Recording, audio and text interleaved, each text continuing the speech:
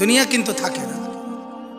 আজ রাত যার বাসর ঘর তারও ভোর হবে, আজ রাত যার জেলখানা ফাঁসির রাত তার রাতও কি হয়ে যাবে? মদের আড্ডায় যে তারও ভোর হয়।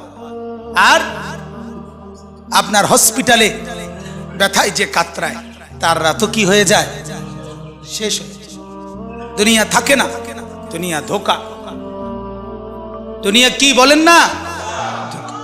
দুনিয়া ধোকা। দুনিয়া বড় স্বার্থপর, কাউরে থাকতে দেয়, কাউরে কাউরে না। বাপ আমার থাকতে চায়, থাকতে দেয়। আমার দাদাও থাকতে চাইছে, থাকতে দেয়। ধাক্কা দিয়া দিয়া ফেলাই দিছে। সুঠাম সুঠাম মানুষ, তাগড়া তাগড়া মানুষ, নওজোয়ানকে এক এক ধাক্কা দিয়া দিয়া দুনিয়া খবরে পাঠাই দিছে। যা, আল্লাহ তাআলা আমাদেরকে বুঝ দান করে। অতএব আমার ভাই, ফিকির মূলত ফিকির। আমরা মুসলমান, আমার কথা রাগ হইয়েন না, আমি আবেগে বলছি, মহব্বতে বলছি। যারা দাড়ি ক্লিন শেভ করেন, দাড়ি কাটেন, তাদের কাছে আমার অনুরোধ, আপনি আরেকবার ভাবেন কেন কাটতেছেন।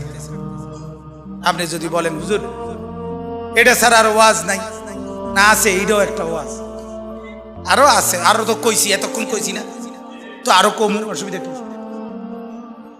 কথা বুঝেন নাই? আল্লাহ তাআলা আমাদেরকে বুঝার তৌফিক দেন। তাহলে মূল ফিকির হলো মৃত্যু। তো বলতেছিলাম, ওই কথাটা শেষ হয় নাই। নবী সাল্লাল্লাহু আলাইহি সাল্লাম দুনিয়া থাকতে প্রতিদিন উম্মতের জন্য কাঁদছেন কিনা? যেদিন দুনিয়া থেকে যাচ্ছিলেন সেদিন ফিকির করছে কিনা? যেদিন কবর থেকে উঠবেন সেদিন ফিকির করছে কিনা? হাসরের ময়দানেও সমস্ত নবীরা, আদম থেকে ঈসা, সমস্ত আম্বিয়া, আউলিয়া, সাহাবা, সমস্ত মানুষ হাসরের ময়দানে জাহান্নামকে যখন আনবে, ওয়াজিআ ইয়াউমা ইদিম বিজাহান্নাম, আল্লাহ তাআলা কোরআনে বলছেন হাসরের ময়দানে ফেরেশতারা জাহান্নামকে টেনে হাসরের মাঠে নিয়ে আসবে।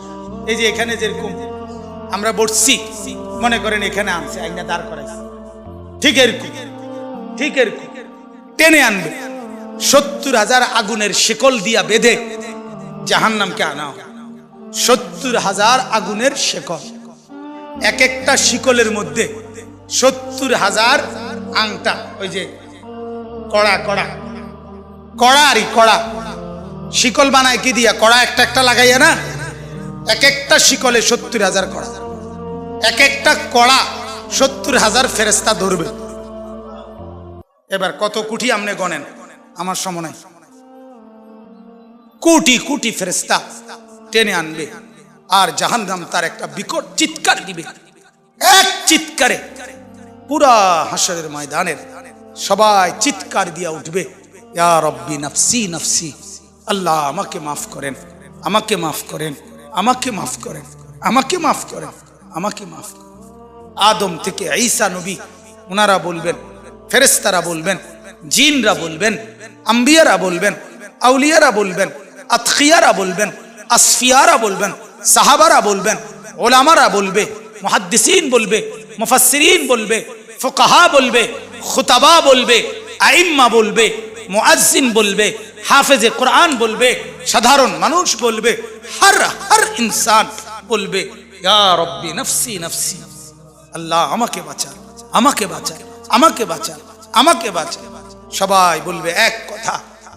সবাই হঠাৎ করে শুনবে কে যেন একজন কোথাও বলতেছে, কোন এক পাশে দিয়া শোনা যাইতেছে একটা আওয়াজ, ইয়া রব্বি উম্মতি উম্মতি, আয় আল্লাহ আমার উম্মতকে বাঁচান, আমার উম্মতকে বাঁচান, আমার উম্মতকে বাঁচান।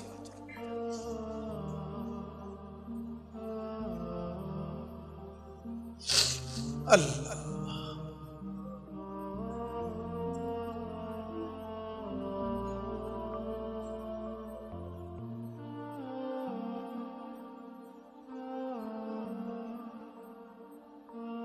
আল্লাহুম্মা সাল্লি আলা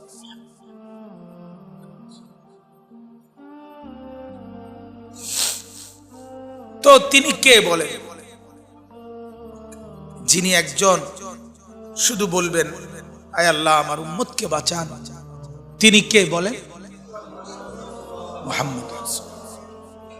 জীবন ভর যিনি ভাবলেন উম্মতকে নিয়ে, কবরে যাওয়ার দিনও ভাবলেন, কবর থেকে উঠবার দিনও ভাবলেন, হাসরের ময়দানও ভাবলেন, সেই তিনি পর্যন্ত, আমার বলার উদ্দেশ্য ছিল এই কথাটা, সেই নবী পর্যন্ত এত ফিকির যার উম্মতের জন্য, তিনি পর্যন্ত নিজের কথা ভাবছেন।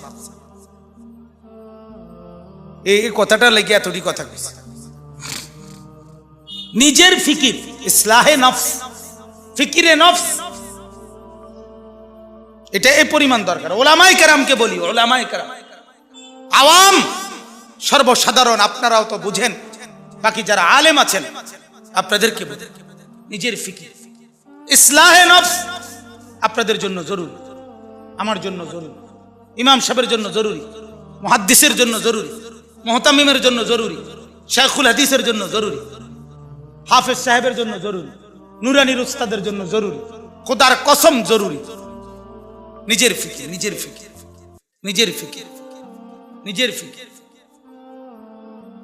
আমার সংশোধন, আমার খবর, আমার নিজের টেনশন দরকার। এটা আমাদের মধ্যে বড় ঘাটতি। এখন ওই যে ওলামা সম্মেলন লিখছে, অনেক আলেমও আমি চতুর্দিকে দেখা যাচ্ছে।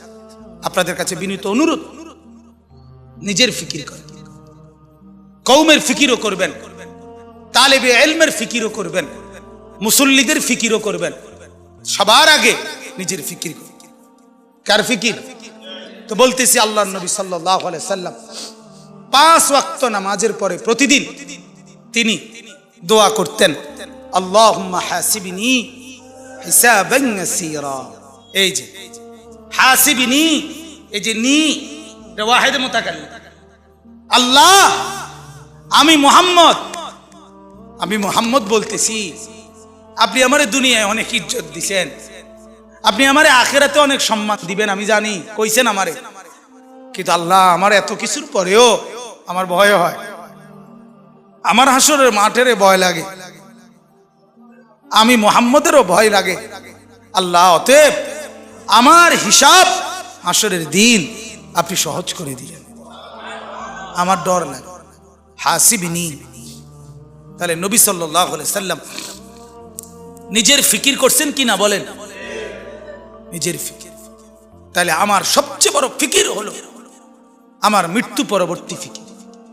দুনিয়া কোনো না কোনো ভাবে পার হয়ে যাবে, কাত হলেও চিত হলেও, হাসলেও কাঁদলেও, সুখে থাকলেও দুঃখে থাকলেও, রাত হলেও দিন হলেও, কোনো না কোনো এক সুরতে, কোনো না কোনো এক ভাবে ঘন্টা মিনিট সেকেন্ডগুলো পার হয়ে যাবে। কিন্তু মৃত্যু এসে আবার যখন আমার নতুন অধ্যায় শুরু করবে, আমার জীবনের নতুন পর্ব যখন শুরু করবে দোস্ত, সেটা আর শেষ হবে না, শেষ হবে। ফাজাইলে আমালের মধ্যে শেখুল হাদিস মাওলানা জাকারিয়া রাহমাতুল্লাহ আলাইহি বলছেন বড় সুন্দর কথা, আমার কলজার ভিতরে লাগছে কথা। উনি বলছে, হে দুনিয়ার ভাইয়েরা, দুনিয়ার সর্বোচ্চ বিপদ, সর্বোচ্চ অসুখ, সর্বোচ্চ যন্ত্রণা, মনে করেন সর্বোচ্চ ভয়ঙ্কর ক্যান্সার, এটাও যদি হয়, তিনি বলেন সেটারও তো একটা সমাপ্তি আছে, যে মৃত্যু হবে, আর মৃত্যু হইলে এটার সমাপ্তি শেষ, ঠিক কিনা বলেন না? আগুনে দুনিয়ায় যে জ্বলে গেছে, একেবারে আগুন লেগে গেছে যার শরীরে, তার চিৎকার, তার কষ্টেরও তো একটা সমাপ্তি আছে, যে কিছুক্ষণ পরে কি হয়ে যাবে? মৃত্যু হয়ে যাবে। শেখুল হাদিস মাওলানা জাকারিয়া রাহমাতুল্লাহ বলে, কিন্তু আখিরাত আর পরকাল, কবর আর হাসরের জাহান্নামের কষ্ট, যন্ত্রণা, দুঃখ আর মুসিবত মেরে মোহতারাম যখন শুরু হবে, সেটা আর কোনোদিন মৃত্যুর মাধ্যমেও শেষ হবে না।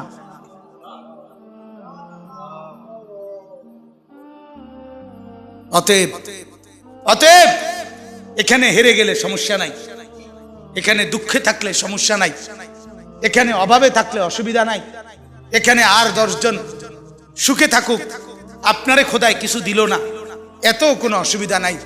কিন্তু মৃত্যু নামের যখন আমার আসবে, এরপরে যেই অংশ শুরু হবে, সেখানে যদি আমি কামিয়াব হইতে পারি, সেখানে যদি আমি সফল হতে পারি, সেখানে যদি আমি মাফ পাইতে পারি, ওটাই আমার আসল সফলতা, ওটাই আমার আসল কামিয়াবি। ঠিক কিনা বলেন? ফারুক আয়াম টিভি। ফারুক আয়াম টিভি, হক্কানি ওলামাদের আগামীর পথ চলা।